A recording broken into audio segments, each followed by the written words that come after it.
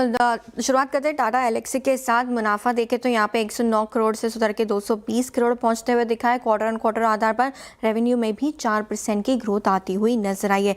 EBIT पर focus करते हैं, करीबन 200 करोड़ का एबिट था पिछली तिमाही में, जो सुधर के 221 करोड़ पहुंचते हुए दिखा है। 11% की ग्रोथ यहाँ पर भी नजर आएगी और मार्जिन एक्सपेंशन होते हुए नजर आया।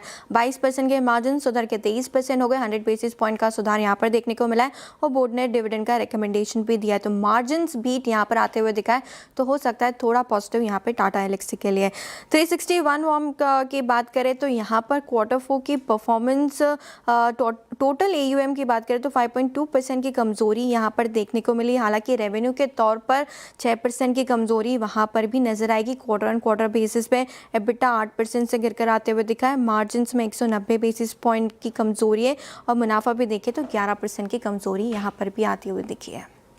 ट्रांसफार्मर एंड रेक्टिफायर्स के साथ शुरुआत करते हैं। रेवेन्यू देखें तो यहाँ पे आपको 16% की स्ट्रॉन्ग ग्रोथ दिखेगी, लेकिन दो चीज़ें यहाँ पे अंडर परफॉर्म करती हुई नजर आई है। मुनाफा 3% की कमजोरी और दूसरा मैनेजमेंट की कमेंट्री जो कॉन्फ्रेंस कॉल में थी वो सपोर्टिव नहीं थी।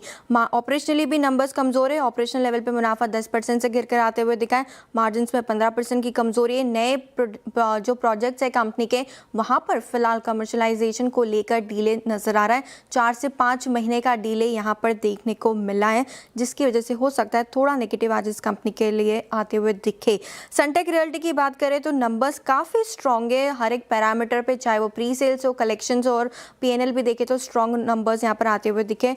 मुनाफा 26% की ग्रोथ, रेवेन्यू में 65% की स्ट्रॉन्ग ग्रोथ। मार्जिन्स हालांकि 29% के आसपास है, लेकिन प्री सेल्स में देखें तो आपको 22% की ग्रोथ नजर आएगी और पूरे साल में 25% की ग्रोथ देखने को मिली है। नेट कैश फ्लो भी सरप्लस हुआ है, 500 करोड़ के आसपास आते हुए दिखा है और नेट डेट टू इक्विटी में भी सुधार देखने को मिला है। सेंट्रल माइनिंग यहाँ पे नंबर्स अपफ्रंट कमजोर है, लेकिन एडजस्टमेंट हटा दे तो आपको नंबर्स अच्छे नजर आएंगे। वन टाइम एडजस्टमेंट यहाँ पर है। रेवेन्यू में 11% का उछाल है। ऑपरेशनली वीक इसीलिए नजर आ रहे हैं क्योंकि एम्प्लॉय कॉस्ट काफी बढ़ी है, वो वन टाइम देखने को मिली है। साइन डेलम यहाँ पे फोकस करना है। नेट मुनाफा 27% की कमजोरी, रेवेन्यू में 13% की कमजोरी। कामकाजी लेवल पे मुनाफा देखे तो 25% की कमजोरी वहां पर भी और मार्जिन्स भी कंप्रेस होके सिर्फ 11.5% के आसपास आते हुए दिखे, तो कमजोर नतीजे साइन डीएलएम के। ओके, और साइन 590 करोड़ का ऑर्डर कंपनी को मिलते हुए दिखा है। मिनिस्ट्री ऑफ डिफेंस से ये कंपनी का ऑर्डर मिला, तो पॉजिटिव खबर बीईएमएल के लिए।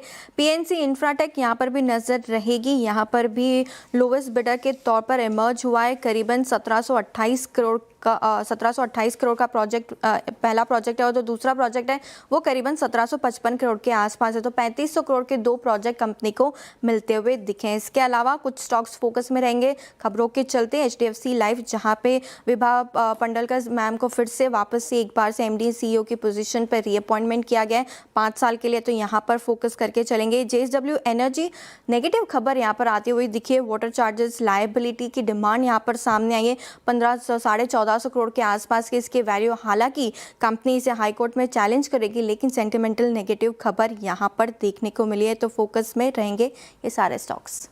ओके।